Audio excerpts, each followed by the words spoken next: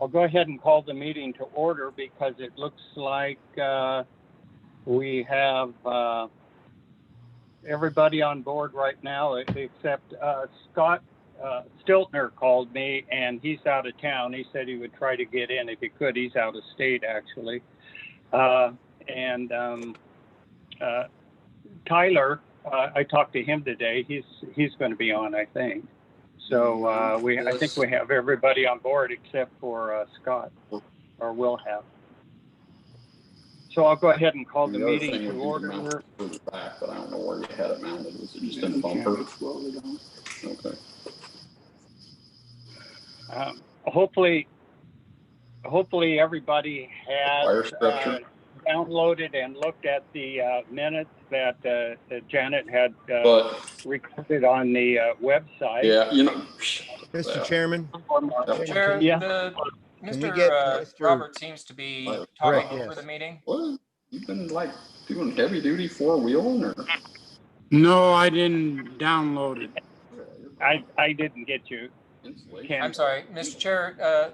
I'm not sure if Robert is aware that his background conversation is talking over the meeting. Wire anyway, because I wouldn't. Yeah, I don't know.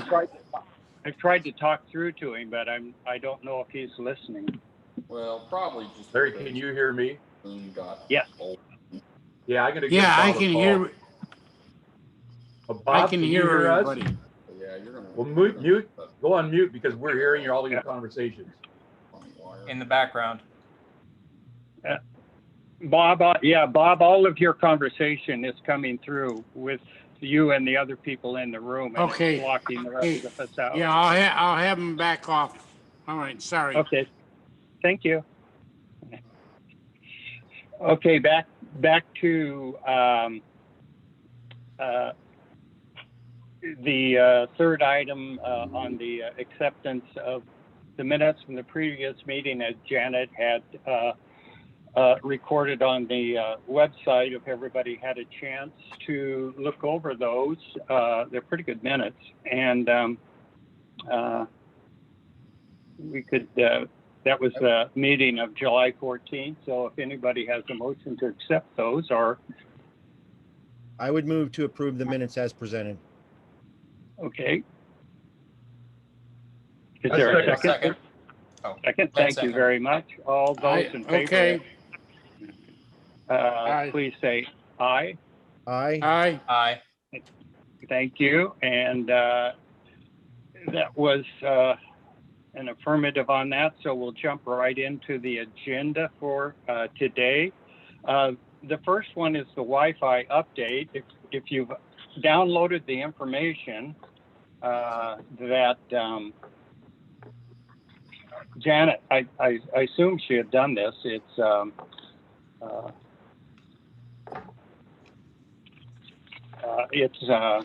very nice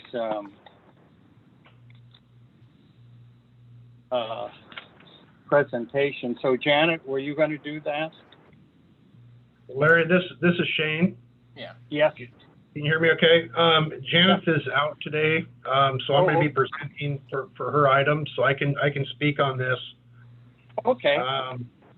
And of course, I wasn't at the last meeting, so I went through, looked at the minutes, and I had her kind of put this little table together to kind of show kind of the breakdown between, the three different providers: StarTouch, Advanced Internet is actually CenturyLink, and then BET and REA. So you can see kind of the description of the item, which is the megabytes per second for each of the three vendors.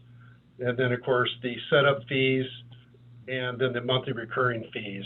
So we are going to take this before council. This wasn't, I just wanted to kind of talk a little bit about it with you guys. I know you've given us direction to go ahead and move forward with this, but it got put on the agenda, and that was my fault, not being at the last meeting. So I just figured I'd talk a little bit about it. If you guys had any questions on that, I can answer those. Any feedback? Otherwise, we'll just move forward with, the recommendation from the board, which is the 6 to 8 megabytes per second.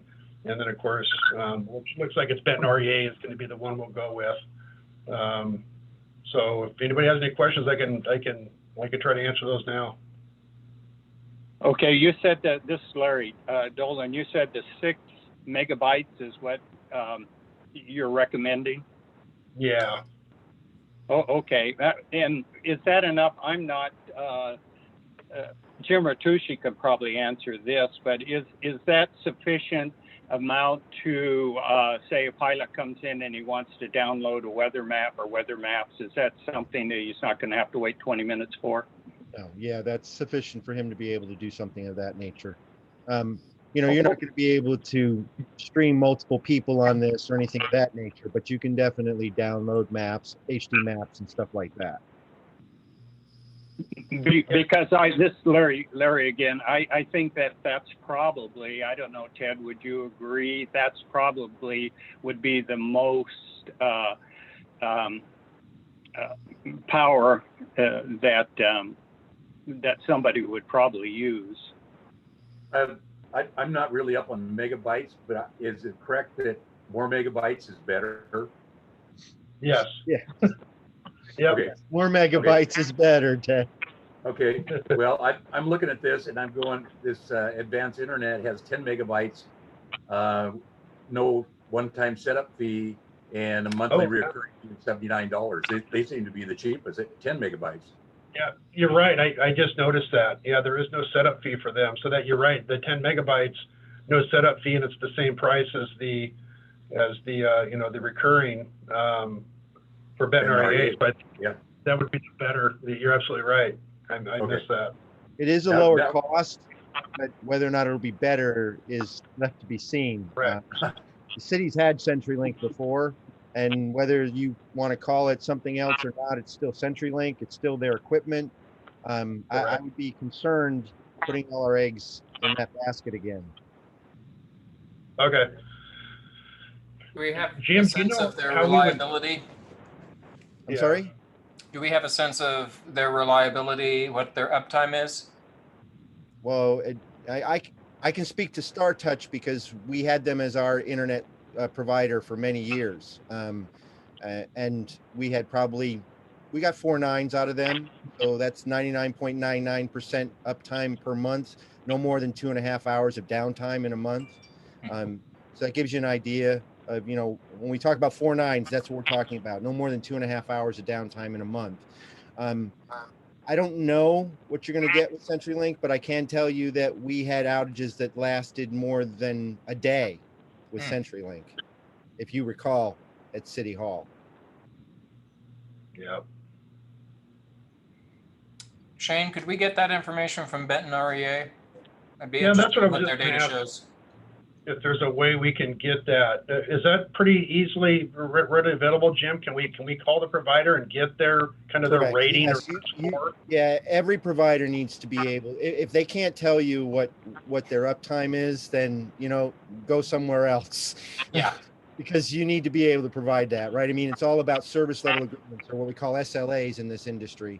So I have a client who wants their server acted on within 5 minutes. That's a 5-minute SLA. Now they pay for that.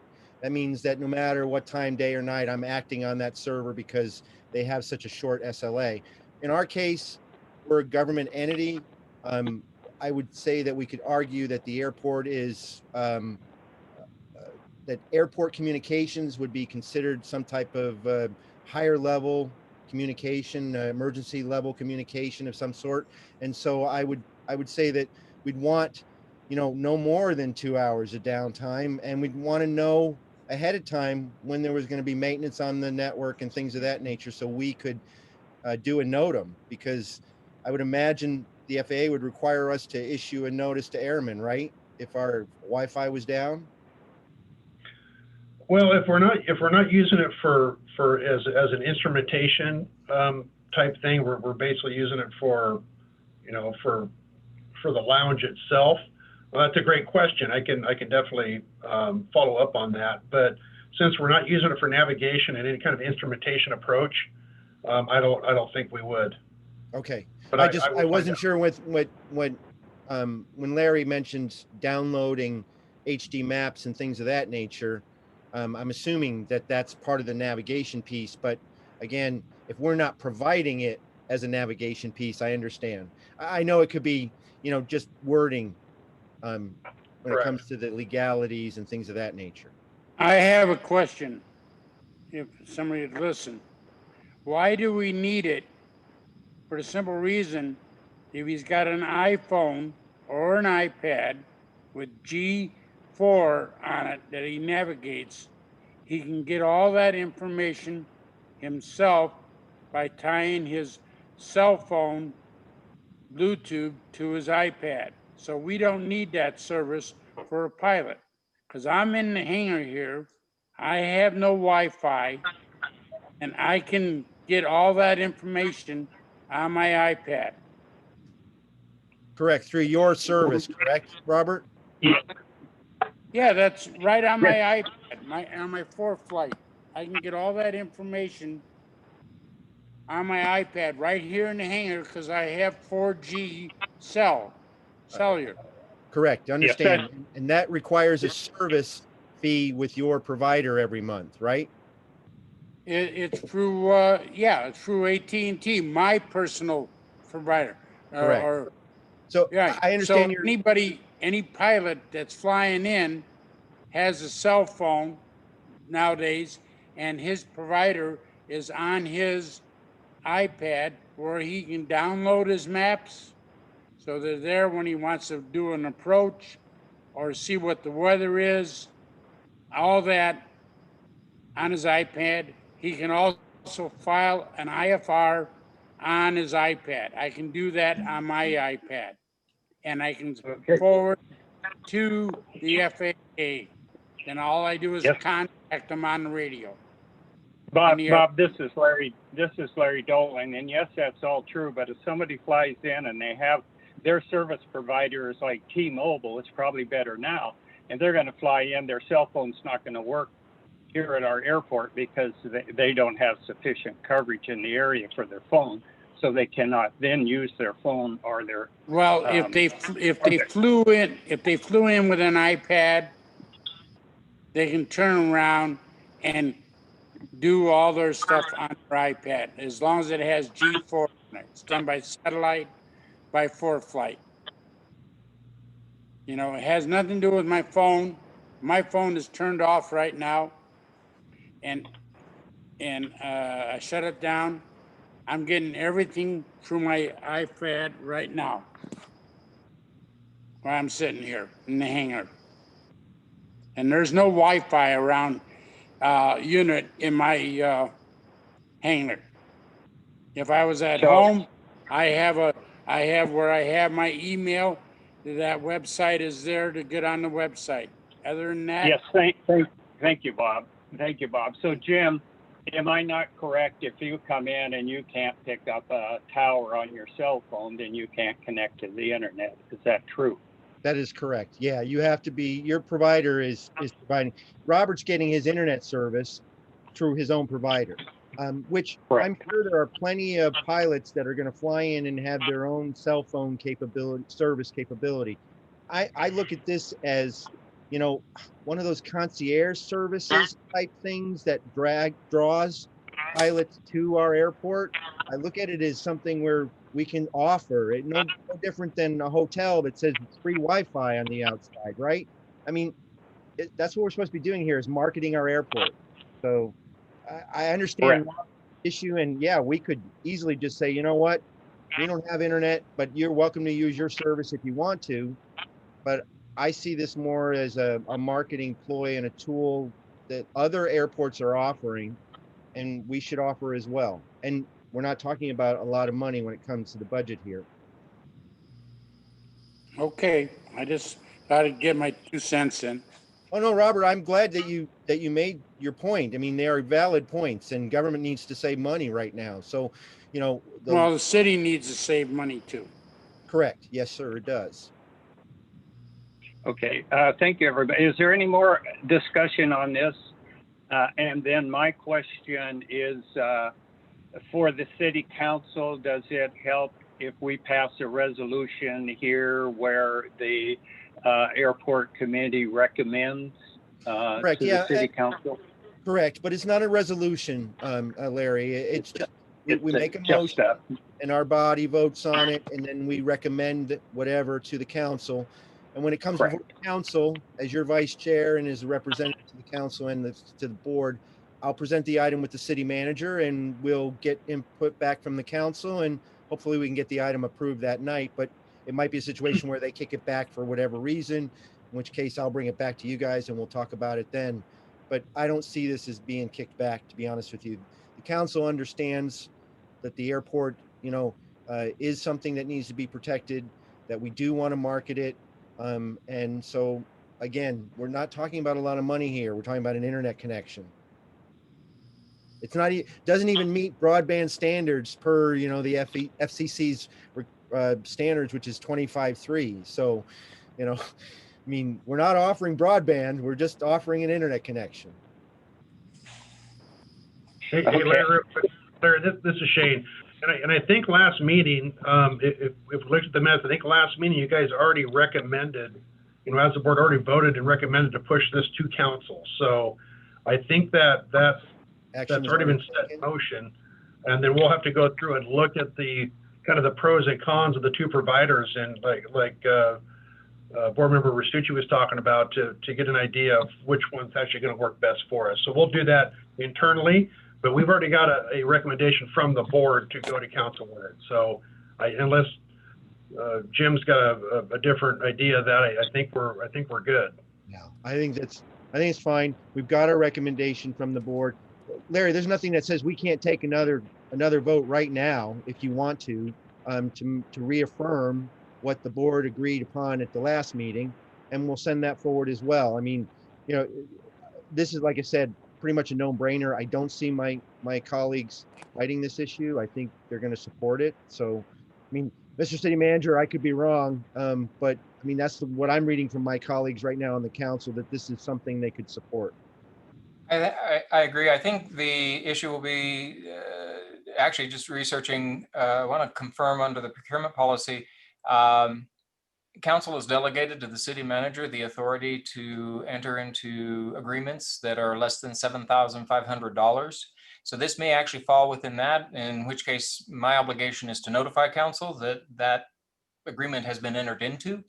So I want to see, because this is an ongoing service agreement, I want to get a sense of, the monthly fee is obviously very low, but what would be the value of the agreement over its term? If that exceeds 7,500, then it absolutely has to go back to council.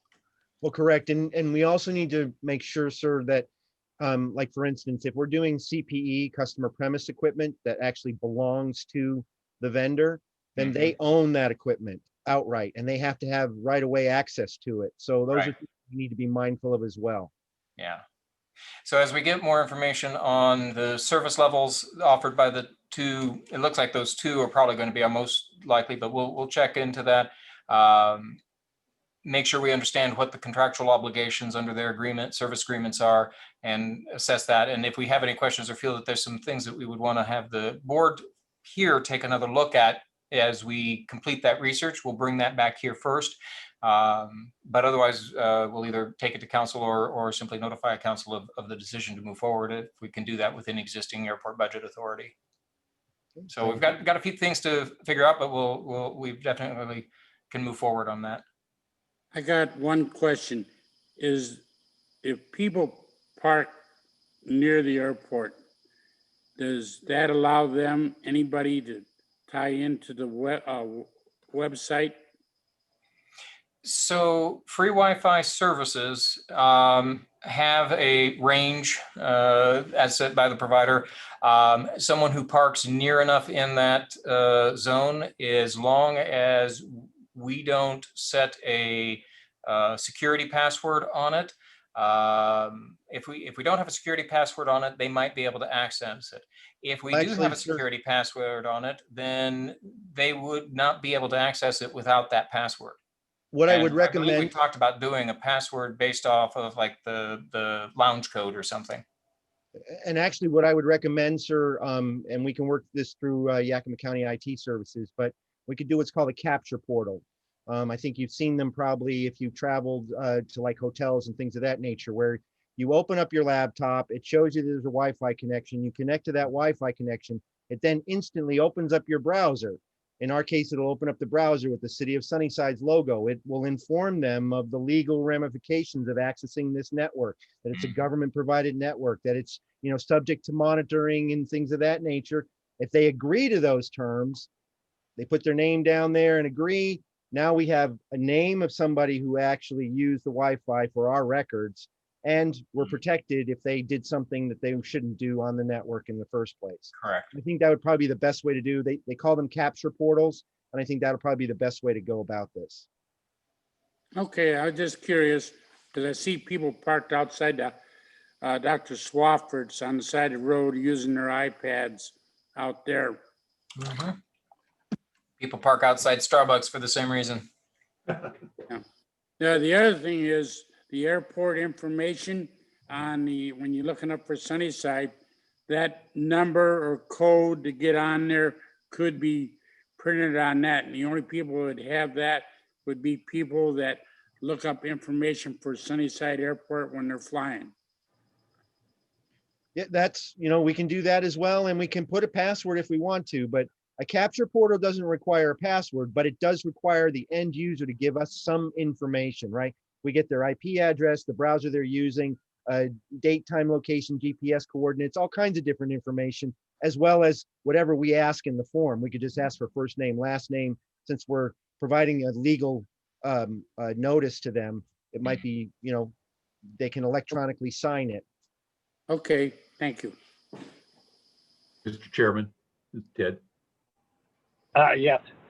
I just got a text from Stu Turner. He was trying to access, and he said he's waiting for the chairman to allow him to join the website or something. I don't know. Yeah, let me text Janice and have her, because she stepped away, so she's not actually listening right now. So let me have her get back on the site and let him in. Yeah. Okay. So we got a report from him, right? On the agenda, Tyler? No, This Oh, is a guest. okay. Yeah, there is an agenda for Tyler Skillcrude on here. He hasn't checked in yet, I believe. I did talk to him today, and he was, his intention was to be on the meeting, but Well, we do need to take an attendance, Mr. Chairman, just so you know. So if he doesn't show, we need to do something. Whether we want to excuse him or not, it's up to us, but we got to give something to the mayor.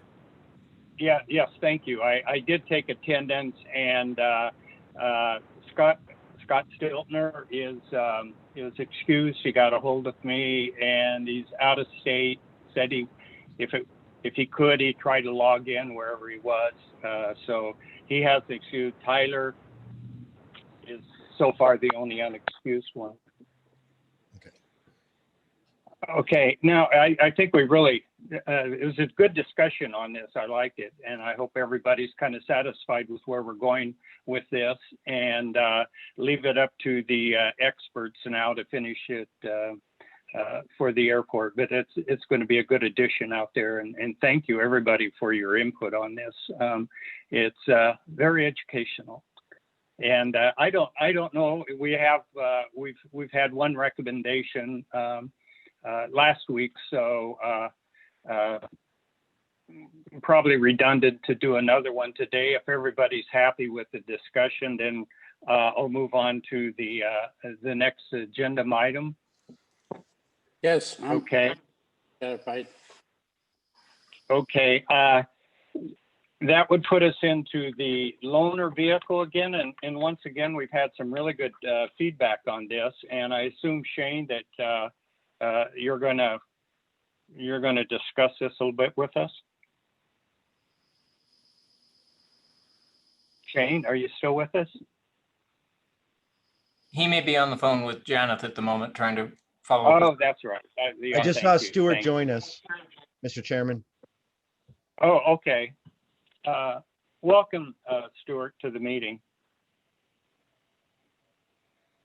Hey, Larry. Yeah. This is Tyler. I've been on the whole time. I just Just now figured Oh. out how to unmute myself. Okay. Thank you, Tyler. Glad to Sorry hear about you that. there, Tyler. Okay. Yeah. Hey, I'm Larry, listening. can you hear me? Yes. Larry? Okay, you Shane, hear are me? you back with us? I am. I was muted somehow. Okay, so yes, the airport loaner vehicle. This was also a task I had actually that Janice had put all this together and put it into a somewhat easy table to understand. Yeah. And so basically, we called three municipalities that have airports similar to ours: Goldendale, Tenasket, and Colville. And then on the left column, we have a series of questions that she basically did a little survey with them and asked them these questions. And really, it was kind of all over the board. I don't know if anybody's had a chance to kind of review these. If anybody has any questions, we can kind of open this up for discussion. I think would be probably the best way to do this. But it kind of sounds like, yes. Shane, this is Jim Restucci. On Colville, I don't know if they answered our question or not. It says their insurance company did not have an issue with their vehicle being used at the airport. That's far cry from being used as a loaner vehicle for anyone. Yeah, I'm not sure. None of these responses actually really go to the issue we were trying to get at, which is, are you allowing non-city employees to drive a city vehicle? I know in my previous employment, we were very strictly regulated in terms of allowing a non-county employee ever to drive a county vehicle. Yeah, I think for an insurance carrier, I don't think they see it any differently than somebody driving a police car or a fire truck. So, I can't imagine. I mean, there's obviously major liability with a fire truck or a police car, but still any city vehicle, there's liability. So I'm not sure. It doesn't look like Colville answered the question, or either that, or they just told their insurance carrier, oh yeah, that's the car that we use at the airport.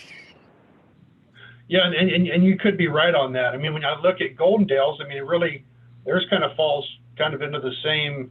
Yeah. I mean, it was used in, prior Right. to being used at the airport. So I mean, it's kind of the same. And then of course Tenasket, their answers were not the most, informative. Believe so.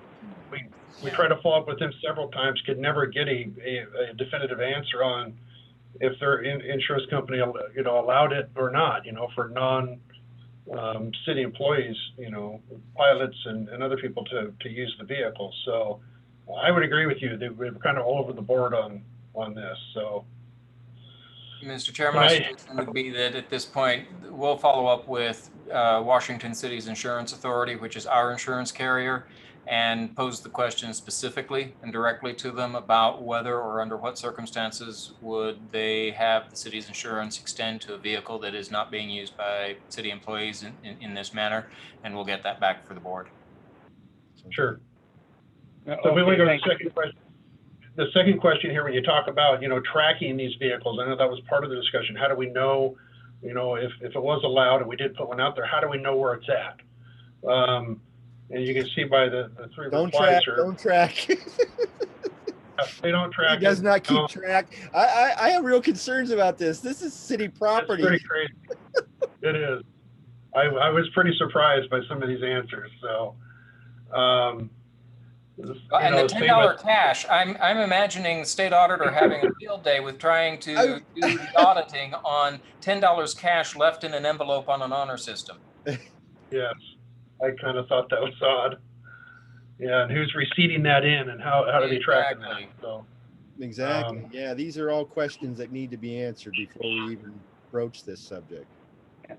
On a local level, I know, and I don't know how it's administered, but in Yakima County, the Yakima County Sheriff has provided vehicles to citizens patrols when they organize a citizen patrol in certain areas, and the Sheriff's Department provides them with a a vehicle. I've seen this in the past. I've never investigated it, so I don't know how it works or what goes on, but I know that is out there in our local area also.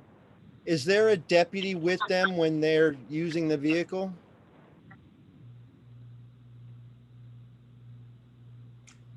We lost you, Larry. Mr. Chair, you may have muted yourself. Larry, you're muted, Larry. Sorry. I was, thank you. I was part of a citizens patrol out in Outlook years ago. And no, the way I understand it, if you organize a citizens patrol, you should set up your people involved with it, your volunteers, and they just provide your organization with one of their old cruisers and furnish you with that and a radio in it for communications. Did they retain ownership of it, or did they transfer it to title and ownership to the organization? That's what I was going to find out. When I talked, this was about 3-4 years ago when I talked to an individual. My understanding, and I may be incorrect, was that the sheriff's department maintained control of it, but you're absolutely right. They may have just donated it to the organization.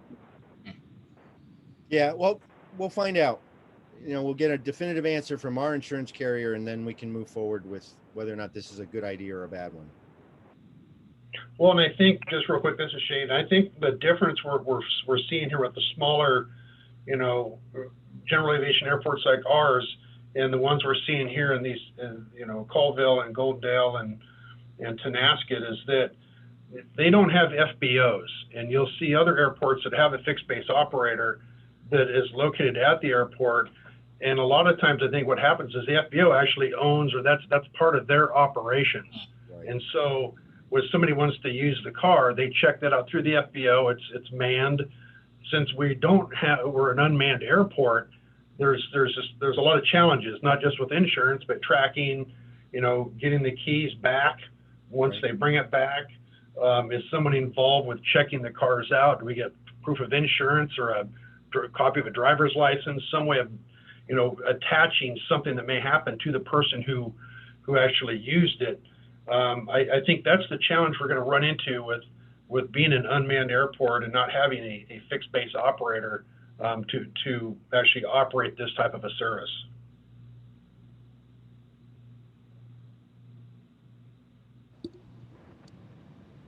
Do we have any more comments on this subject? Yeah, Republic, all they have is a key to get in, then you have another number to get the key out of the box once you get inside the building, okay? And if you go to, what is it? Chehalis, the FBO there has the car, and you are limited on how much time you have to bring the car back. Okay, thank you, Bob. Those are all good comments, and I think we're up to continuing the investigation, and it's about liability and insurance, and we'll have to let the city go a little bit further into that. But I really appreciate all the information that we got on this subject today. It's the most we've had for quite a while, and it gives quite a bit to think about. Is any more comments on this subject?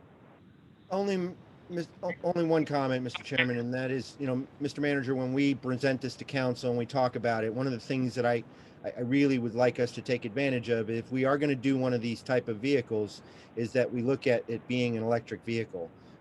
We can use the new charging stations that the port just put in downtown, and we can do things like program its distance, and we can decide, that it can't leave the We can put an electronic fence around it and things of that nature. So if we're going to do this, we should do it right. Mhm. Yes, that's a very good idea. And the technology's there. Be nice to use it. Any more comments on this subject? We'll kind of let it, then we'll push it forward to our next meeting and see if any more information surfaces, and hopefully we can continue. I really like the sample documents and everything that were put together for this. It answered a lot of questions in my mind and kind of vision of how this is going to work if we can make it work. It would be nice if we could, but any more questions? Then if not, we'll go to item C, and I hope everybody has downloaded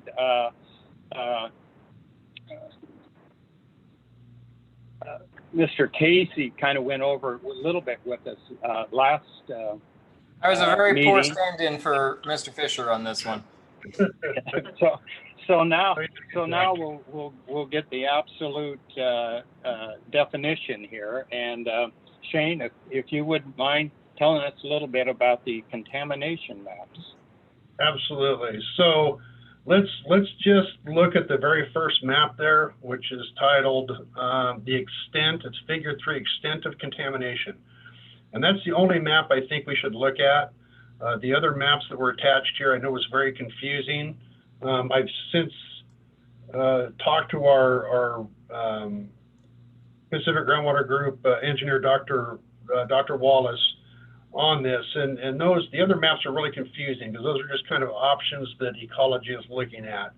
And I think that when we start looking at those, I think it gets hard to understand. So basically, if we look at this the first map here, and you can see in the legend on the right-hand side, you can see different colored dashed lines, and which kind of explains the extent of the soil contamination and screening levels. So that's pretty self-explanatory. So basically, what we're looking at, and after talking with Dr. Wallace and getting a little bit more information about what ecology is really looking at. I did bring up, I think it was 2 meetings ago, I brought up something, I didn't want to get into real in-depth with you guys on it, but it's called bench testing. And so ecology looked at our site to do bench testing, which is that they're basically, lack of a better term, they're kind of using us kind of as a guinea pig. There's some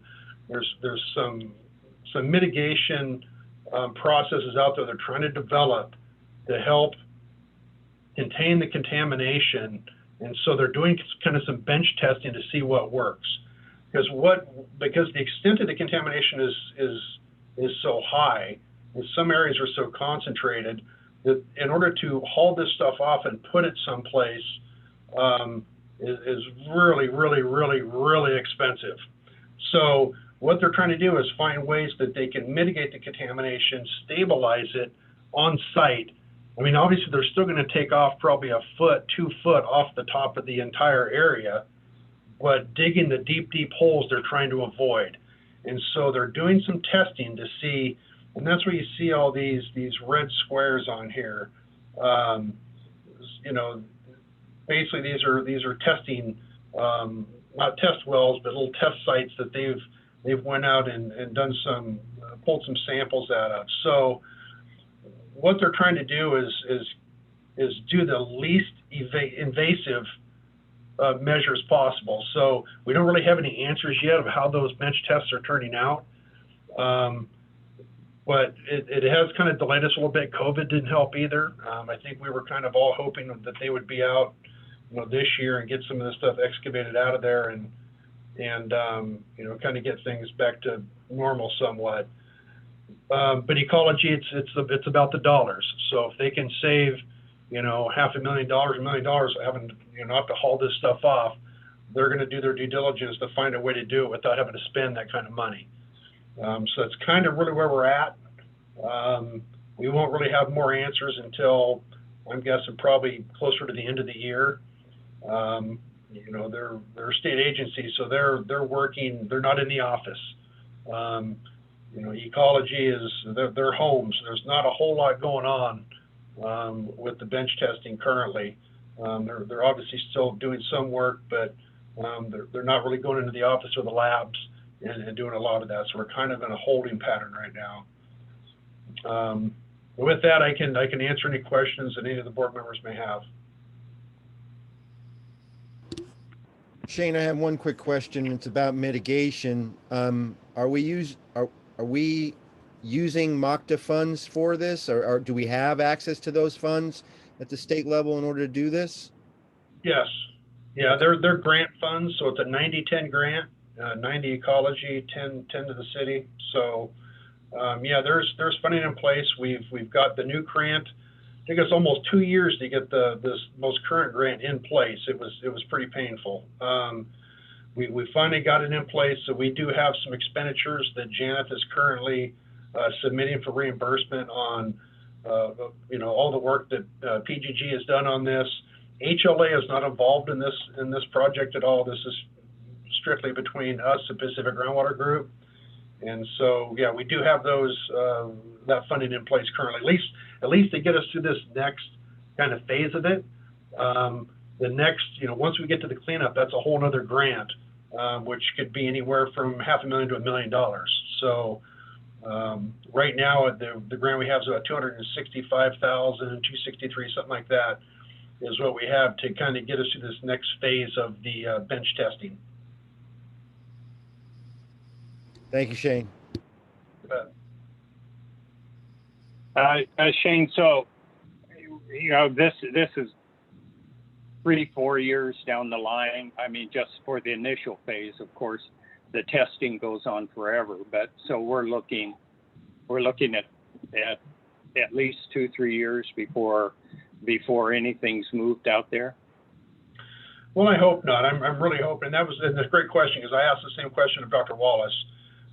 You know, hopefully if everybody, we get, you know, our lives are kind of turned upside down right now, but if we're able to the bench testing comes out, you know, favorable, I think he's thinking this time next year we should be able to start removing some of the soil.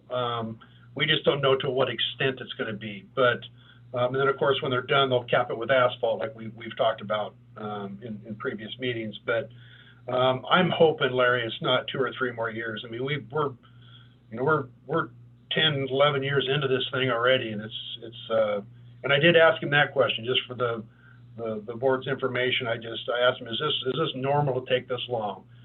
And his reply was yes. This is, you know, you guys have contamination 30 feet deep in the ground, so this is a hot site, and there's a lot that goes into these.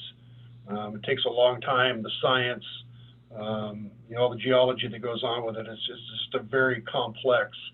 It's a very small site, as we all know, but a lot going on in that little area.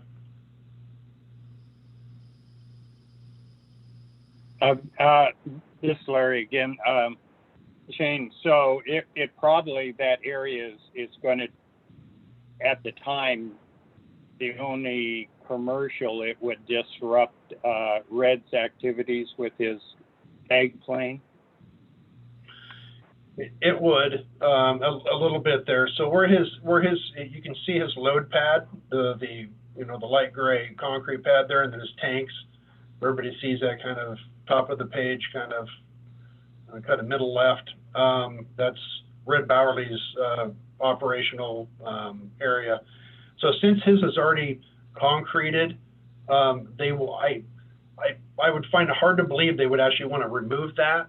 What we would do is take the asphalt that's on the south and east sides of that loading pad. You can see where the dotted lines come around that. We would remove all that and then put that all back in asphalt.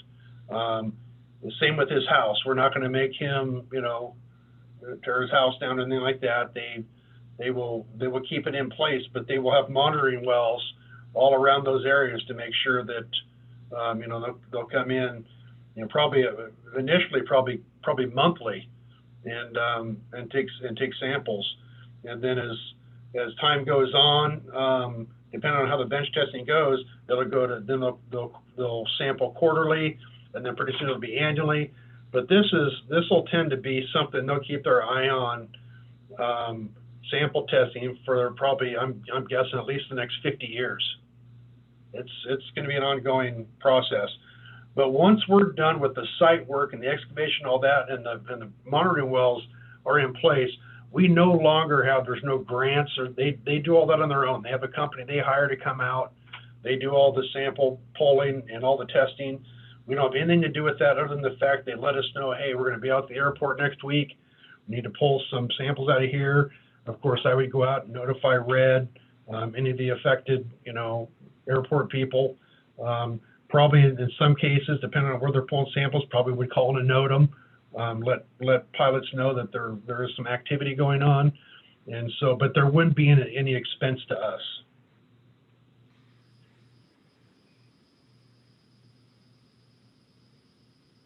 Okay, thank you, Shane.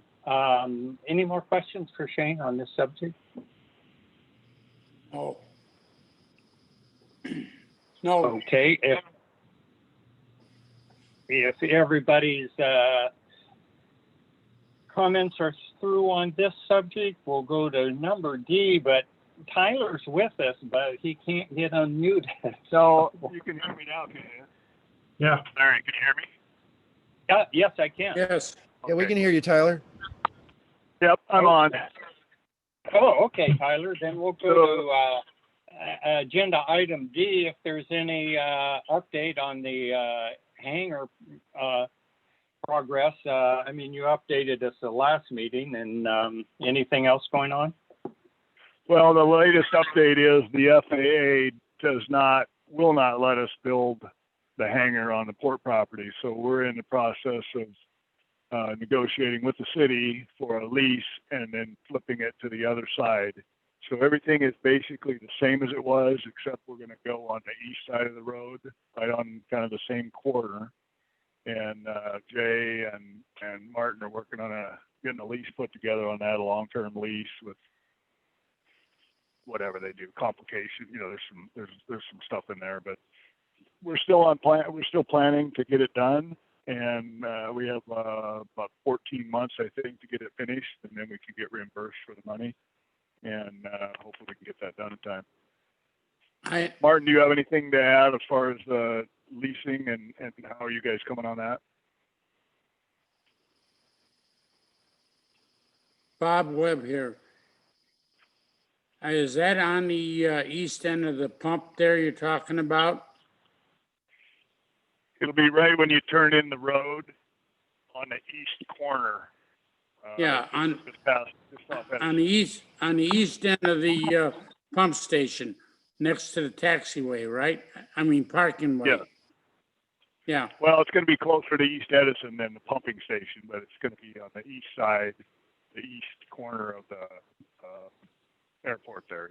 Well, my opinion is if you want access to the runway, you'd be right behind the parking way and just east of the pump station to build a building. That way there you have access to get out of your hangar if you have a plane to taxi out to the runway.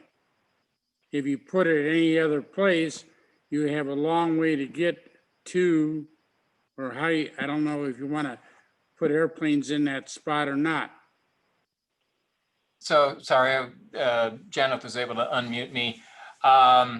That is part of the conversations that we've been having with Jay in terms of the port's interests in where to position the building consistent with the airport layout plan, and kind of essentially using this project to establish a visible presence near the road as kind of a front door to the airport.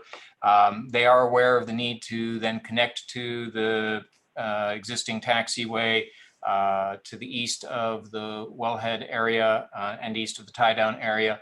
And so, yes, they've been considering kind of their interest in how to market the site when it comes time to attract the tenant for it, as well as optimal positioning and the costs of the different potential locations for that. So yeah, we've been having those active conversations, and we're supporting them and trying to find something that pencils out as well as conforms with the airport layout plan. Okay, the only question I have is that I put in a request by the FAA through the city on extending my hangar out to the east. And it looks like they haven't got anything back from the FAA for me yet. And I put that request in before they did their property. And that's what I'm like to find out. I don't And I know can any. Oh, go ahead, Shane. I can speak to that. Yeah, Bob. So what happened was we had the airport district office, our ADO, Kevin Latshaw, actually took a job, I think at Payne Field. So he's no longer there. So they kind of switched managers on us, and then COVID happened. So we are just now getting back in the loop with FAA. Now, your hangar is really no different than the port's hangar. We have to go through a process called the 7460. And me and Martin had this conversation earlier today with Mr. Jay Hester at the port about that process. So we're in the process of resubmitting you with the 7460. And we'll have to get together, Bob. Maybe we can talk. Maybe this week if I can give you a call. We'll probably need to talk about your hangar kind of offline from this meeting. But it is the same process, and you guys are. The port isn't ahead of you. Nobody's really ahead of each other. We just need to get caught up with the FAA and get everything submitted. So that's where we're at. Okay, yeah, I was just curious what happened to it, because I put that in several months ago, and Right.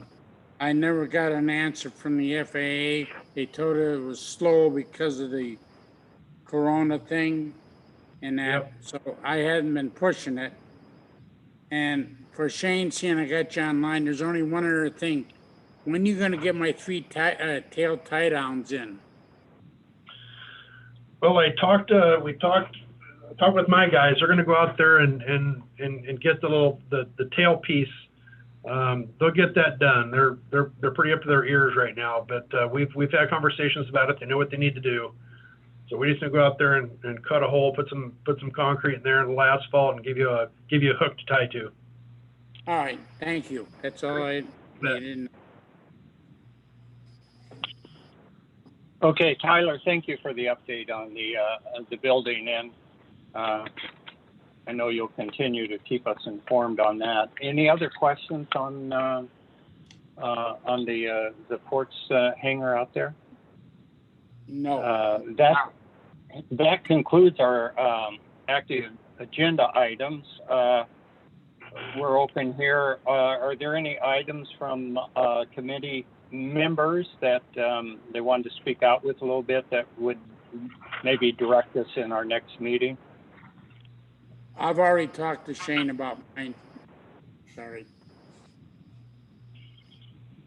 Okay. Mr. Chairman? Yeah. Yeah, I have one item for the board. I'm informing all my boards and commissions that I have applied for Norm Childress's county commission seat.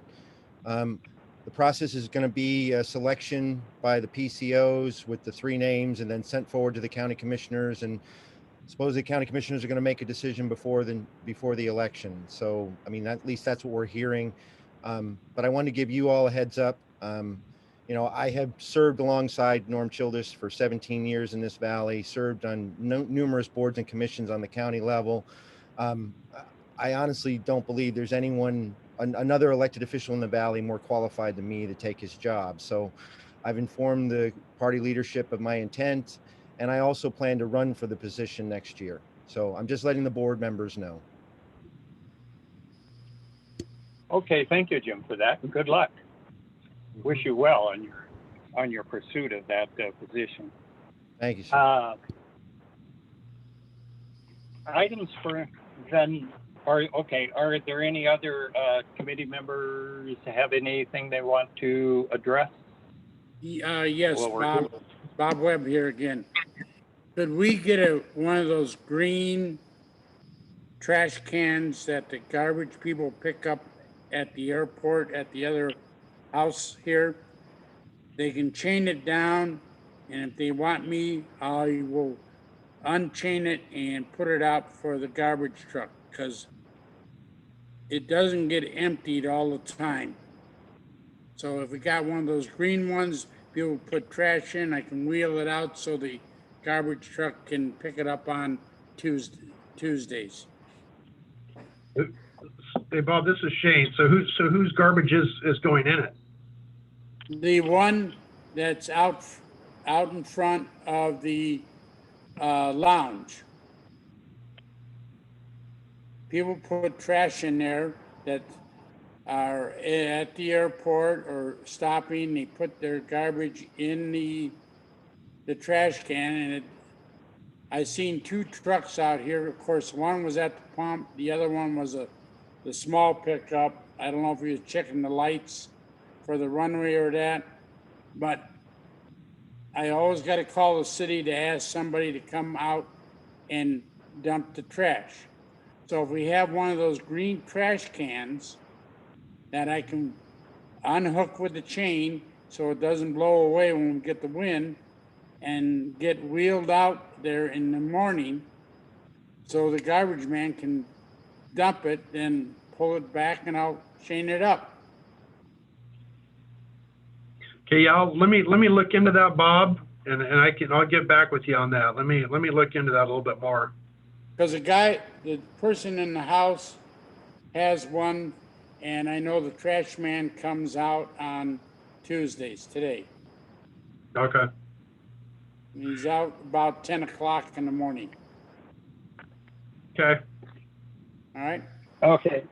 Thank you, Bob and Shane. Are there any other committee member comments?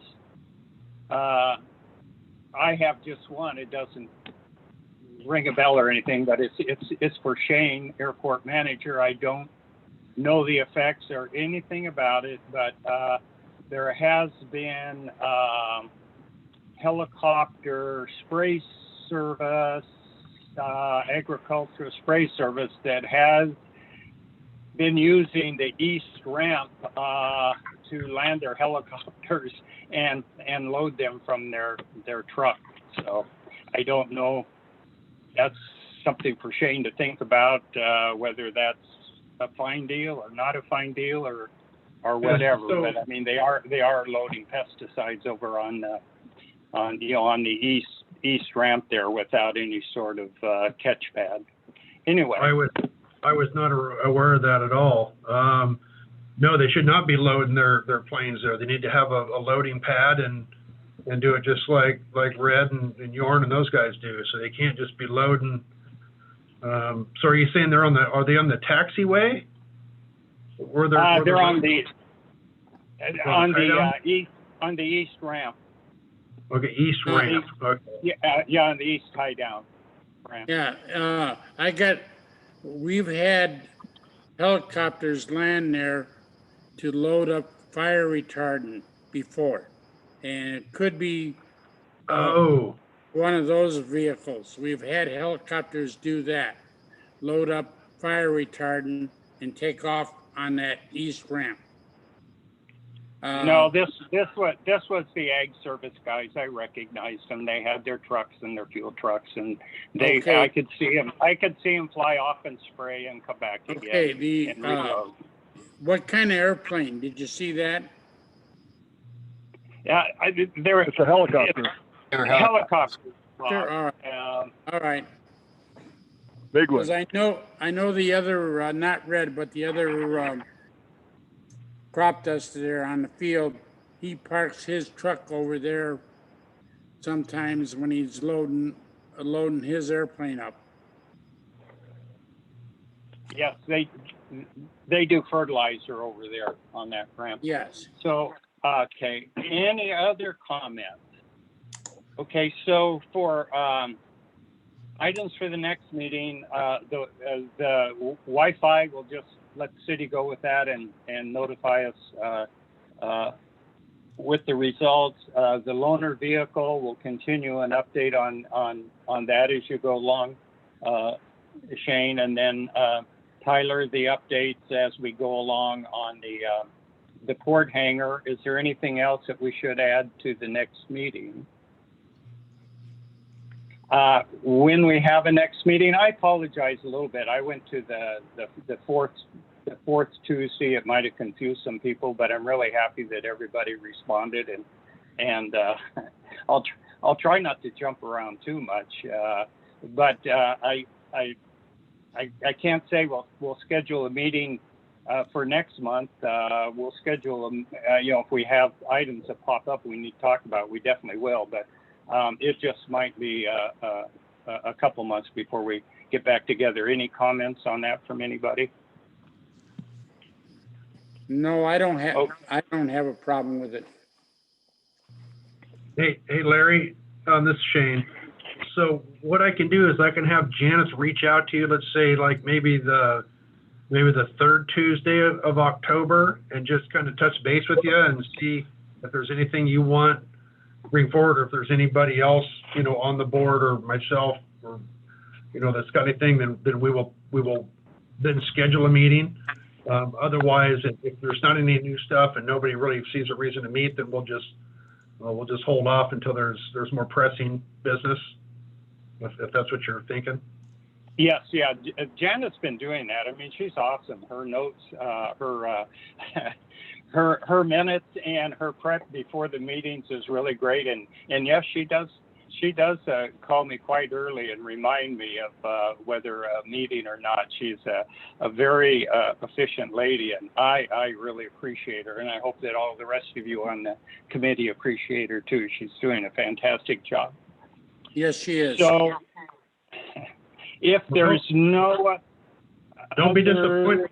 Hey, Larry, real quick, don't be disappointed by the next set of notes you get in minutes, because I took them. So oh no.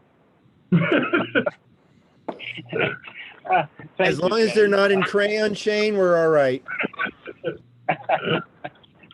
All right. If it's in agreement with all the other committee members and we've discussed everything we do, I'll go ahead and adjourn this meeting. And thank you all for your active participation. It was very enlightening. And see you all at the next meeting. Thank you, Mr. Chairman. Thank you, Mr. Chairman. Bob Webb here. I have one question. Are you seeing my picture or not? No. No, Bob, we don't see your picture. In order to see your picture. Oh, okay. How do you do it? This is the first time. I'm not good at this stuff. No problem, Bob. So you'll want to download the Zoom application. That's what I'm on now. You want to go into preferences, and in preferences, you can actually set your photo so that when your video is not running and you hit stop video, everybody gets a nice picture like I'm showing everybody right now on our end here. And then when you start your video, of course, that goes away, but you can instantly put that back if you need to take a break. Now on yours, all we see is Robert T's iPad. So you'll need to go into your... My point is, I thought when you talk, your camera came on automatically. Oh, no, the camera doesn't come on automatically. However, what will happen is when you speak, a yellow box highlights your area on the grid, so we know you're speaking. Right. Okay. And on the internet feed, if they're doing a meeting and there's multiple participants, usually what that will do is it will switch to the active framed, yellow framed on the feed, and that'll show up on the public meeting so that it shifts to who's speaking is what I've understood. If you look at a recording after the fact, it'll when you speak, your camera comes on. I have a little square box here with a person in it and two blue dots on one side. So I don't know if I have to touch anything or how this thing works. Well, I'm not quite sure because I don't use the iPad version of the Zoom app, but you know what? For you, Rob, Robert, I will go ahead and figure it out, and I will email Janet so she can email the whole board, okay? Excellent. I need somebody sit down with me on this iPad, because that's all I have to do it with, okay? Understand, sir. Understood. All right. Of course, you don't need to see my ugly puss anyway. Thank you, everybody. Thank you, everyone. Good night now. All right. Bye.